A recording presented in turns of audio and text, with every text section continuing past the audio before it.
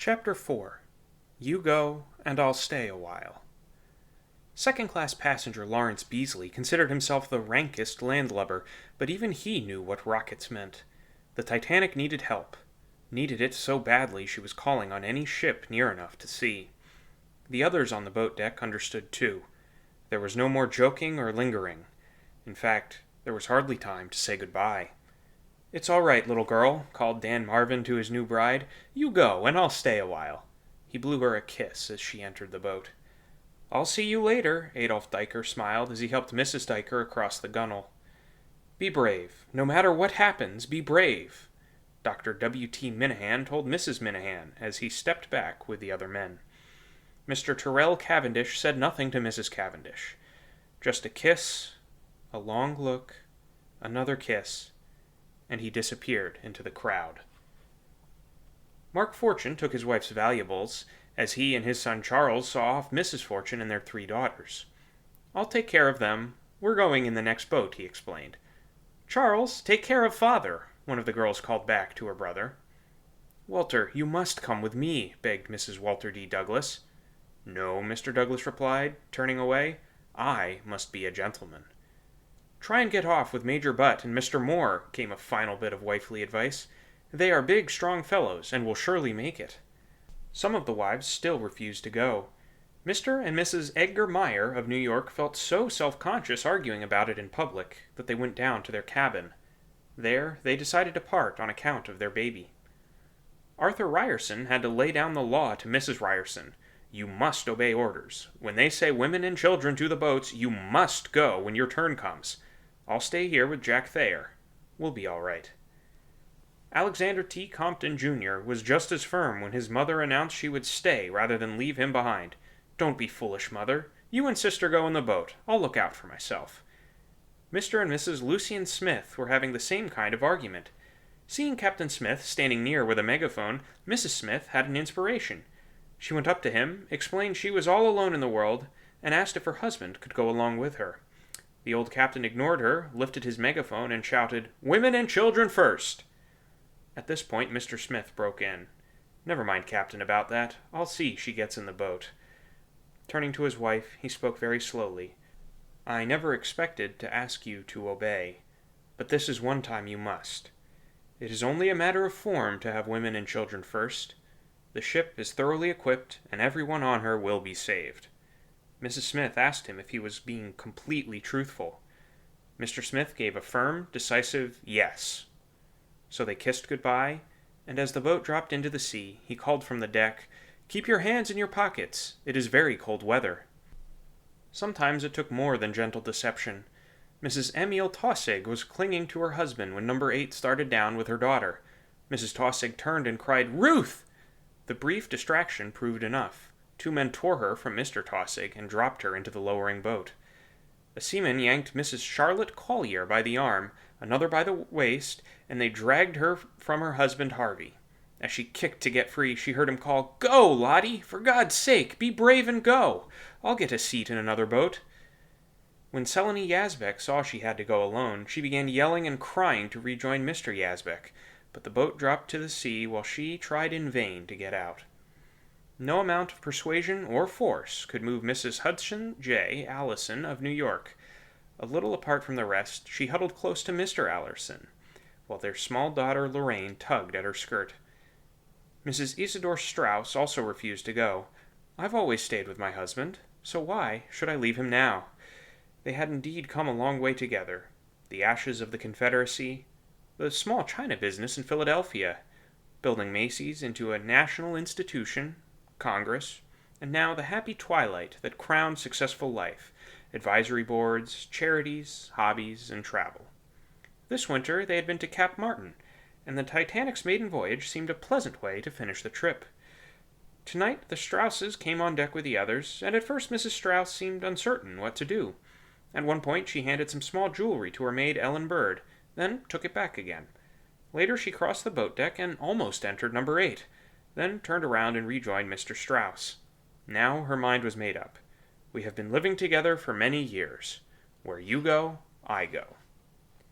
Archibald Gracie, Hugh Woolner, other friends tried in vain to make her go.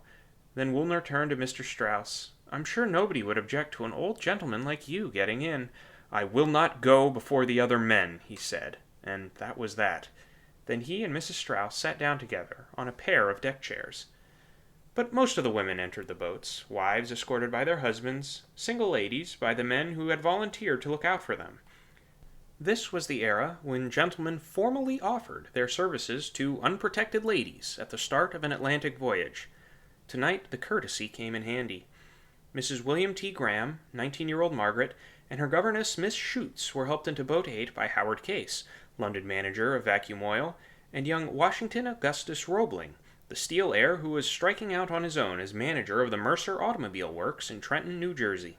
As number 8 dropped to the sea, Mrs. Graham watched Case, leaning against the rail, light a cigarette and wave goodbye. Mrs. E.D. Appleton, Mrs. R.C. Cornell, Mrs. J. Murray Brown, and Miss Edith Evans, returning from a family funeral in Britain, were under Colonel Gracie's wing, but somehow in the crowd he lost them, and it wasn't until much later that he found them again. Perhaps the colonel was distracted by his simultaneous efforts to look after Mrs. Churchill Candy, his table companion in the dining saloon. Mrs. Candy was returning from Paris to see her son, who had suffered the novelty of an airplane accident, and she must have been attractive indeed. Just about everybody wanted to protect her. When Edward A. Kent, another table companion, found her after the crash, she gave him an ivory miniature of her mother for safekeeping. Then Hugh Woolner and Bjornstrom Stefansson arrived and helped her into Boat 6. Woolner waved goodbye, assuring her that they would help her on board again when the Titanic steadied herself. A little later, Gracie and Clinch Smith dashed up, also in search of Mrs. Candy, but Woolner told them, perhaps a little smugly, that she had been cared for and was safely away. It was just as well, for the slant in the deck was steeper, and even the carefree were growing uneasy. Some who left everything in their cabins now thought better of it and ventured below to get their valuables. They were in for unpleasant surprises. Selene Yazbek found her room was completely underwater. Gus Cohen discovered the same thing. Victorine, the Ryersons' French maid, had an even more disturbing experience. She found her cabin still dry, but as she rummaged about, she heard a key turn and suddenly realized the steward was locking the stateroom door to prevent looting. Her shriek was just in time to keep him from locking her in. Without stretching her luck any further, she dashed back on deck, empty-handed. Time was clearly running out. Thomas Andrews walked from boat to boat, urging the women to hurry. "Ladies, you must get in at once. There is not a moment to lose. You cannot pick and choose your boat. Don't hesitate. Get in, get in!" Andrews had good reason to be exasperated. Women were never more unpredictable. One girl, waiting to climb into number 8, suddenly cried out, "I've forgotten Jack's photograph and must get it." Everybody protested, but she darted below. In a moment she reappeared with a picture and was rushed into the boat. It was all so urgent, and yet so calm, that Second Officer Lightoller felt he was wasting time when Chief Officer Wilde asked him to help find the firearms. Quickly he led the captain, Wilde, and First Officer Murdoch to the locker where they were kept. Wilde shoved one of the guns into Lightoller's hand, remarking, "You may need it." Lightoller stuck it in his pocket and hurried back to the boat. One after another, they now dropped rapidly into the sea. Number 6 at 12:55, number 3 at 1 o'clock, number 8 at 1:10. Watching them go, first-class passenger William Carter advised Harry Widener to try for a boat. Widener shook his head. "I think I'll stick to the big ship, Billy, and take a chance." Some of the crew weren't as optimistic. When Assistant Second Steward Wheat noticed Chief Steward Latimer wearing his lifebelt over his greatcoat, he urged the chief to put it under the coat. This made swimming easier.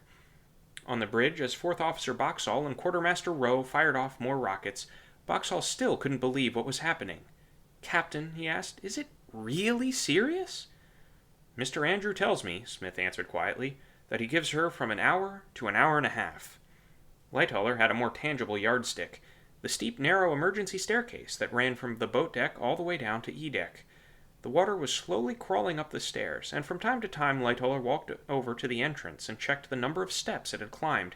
He could see very easily, for the lights still gleamed under the pale green water. His gauge showed time was flying. The pace grew faster and sloppier. A pretty French girl stumbled and fell as she tried to climb into number 9. An older woman in a black dress missed number 10 entirely. She fell between the bow and the side of the ship. But as the crowd gasped, someone miraculously caught her ankle. Others hauled her into the promenade deck below, and she climbed back to the boat deck for another try. This time she made it. Some of them lost their nerve. An old lady made a big fuss at number 9, finally shook off everybody, and ran away from the boat altogether. A hysterical woman thrashed about helplessly, trying to climb into number 11. Steward Witter stood on the rail to help her, but she lost her footing anyway, and they tumbled into the boat together. A large fat woman stood crying near number 13.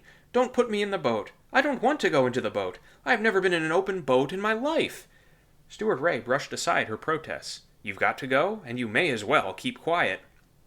A plan to fill some of the boats from the lower gangways went completely haywire. The doors that were to be used were never opened. The boats that were to stand by rowed off. The people who were to go were left stranded.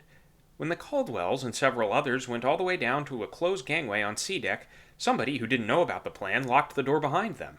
Later, some men on the deck above discovered the group and lowered a ladder for them to crawl back up. A shortage of trained seamen made the confusion worse. Some of the best men had been used to man the early boats. Other old hands were off on special jobs, rounding up lanterns, opening the A-deck windows, helping fire the rockets. 6 seamen were lost when they went down to open one of the lower gangways. They never came back, probably trapped far below. Now Lightoller was rationing the hands he had left. Only 2 crewmen to a lifeboat. Number 6 was halfway down when a woman called up to the boat deck. "We've only got 1 seaman in the boat." "Any seamen there?" Lightoller asked the people on deck. "If you like, I will go," called a voice from the crowd. "Are you a seaman?" "I am a yachtsman." "If you're sailor enough to get out on that fall, you can go down." Major Arthur Godfrey Peuchen, Vice Commodore of the Royal Canadian Yacht Club, swung himself out on the forward fall and slid down into the boat. He was the only male passenger Lightoller allowed in a boat that night. Men had it luckier on the starboard side. Murdoch continued to allow them in if there was room. The French aviator Pierre Maréchal and sculptor Paul Chevret climbed into number 7. A couple of gimbals buyers reached number 5. When the time came to lower number 3, Henry Sleeper Harper not only joined his wife, but he brought along his Pekingese Sun Yat-sen and an Egyptian dragoman named Hamad Hassah, whom he picked up in Cairo as a sort of joke. On the same side, Dr. Washington Dodge was standing uncertainly in the shadow of number 13 when dining room steward Ray noticed him. Ray asked whether the doctor's wife and son were off, and Dodge said yes. Ray was relieved, because he took a personal interest in them. He had served the Dodges coming over on the Olympic. In fact, he had persuaded them to take the Titanic back. In a way, he was why the Dodges were on board. It was no time for philosophy. Ray called out, "You had better get in there," and he pushed the doctor into the boat. The scene was almost punctilious at number 1. Sir Cosmo Duff Gordon, his wife, and her secretary Miss Francatelli, whom Lady Duff Gordon liked to call Miss Franks, asked Murdoch if they could enter. "Oh, certainly do. I'll be very pleased," Murdoch replied, according to Sir Cosmo. On the other hand, Lookout George Simons, standing near, thought Murdoch merely said, "Yes, jump in." The 2 Americans, Abraham Solomon and C.E.H. Stengel, came up and were invited in too. Stengel had trouble climbing over the rail, finally getting on top of it and rolling into the boat. Murdoch, an agile terrier of a man, laughed pleasantly. "That's the funniest thing I've seen tonight." Nobody else seemed to be around. All the nearby boats were gone, and the crowd had moved aft. When the 5 passengers were safely loaded, Murdoch added 6 stokers, put Lookout Simmons in charge, and told him, "Stand off from the ship's side and return when we call you." Then he waved to the men at the davits, and they lowered number 1, capacity 40 persons, with exactly 12 people. As the boat creaked down, Greaser Walter Hurst watched it from the forward well deck. He remembers observing somewhat caustically, "If they are sending the boats away, they might just as well put some people in them." Down in the 3rd class, there were those who didn't even have the opportunity to miss going in number 1. A swarm of men and women milled around the foot of the main steerage staircase, all the way aft on E-deck. They had been there ever since the stewards got them up. At first, there were just women and married couples, but then the men arrived from forward, pouring back along Scotland Road with their luggage. Now they were all jammed together, noisy and restless, looking more like inmates than passengers amid the low ceilings, the naked light bulbs, the scrubbed simplicity of the plain white walls. 3rd-class steward John Edward Hart struggled to get them into life jackets. He didn't have much luck, partly because he was also assuring them there was no danger, partly because many of them didn't understand English anyhow. Interpreter Muller did the best he could with the scores of Finns and Swedes, but it was slow going. At 12:30, orders came down to send the women and children up to the boat deck. It was hopeless to expect them to find their way alone through the maze of passages normally sealed off from third class, so Hart decided to escort them up in little groups. This took time too, but at last a convoy was organized and started off. It was a long trip, up the broad stairs to the third-class lounge on C deck, across the open well deck, by the second-class library, and into the first-class quarters. Then down the long corridor by the surgeon's office, the private saloon for the maids and valets of first-class passengers, finally up the grand stairway to the boat deck. Hart led his group to boat number 8, but even then the job wasn't over.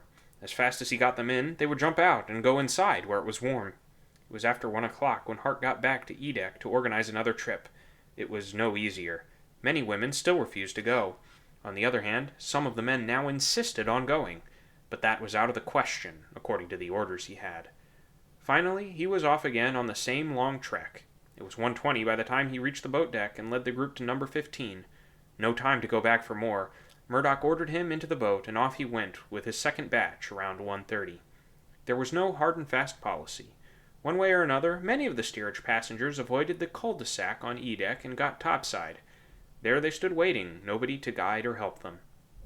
A few of the barriers that marked off their quarters were down. Those who came across these openings wandered into other parts of the ship. Some eventually found their way to the boat deck.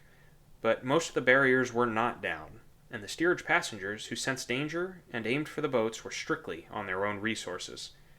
Like a stream of ants, a thin line of them curled their way up a crane in the after well deck, crawled along the boom to the first-class quarters, then over the railing, and on up to the boat deck.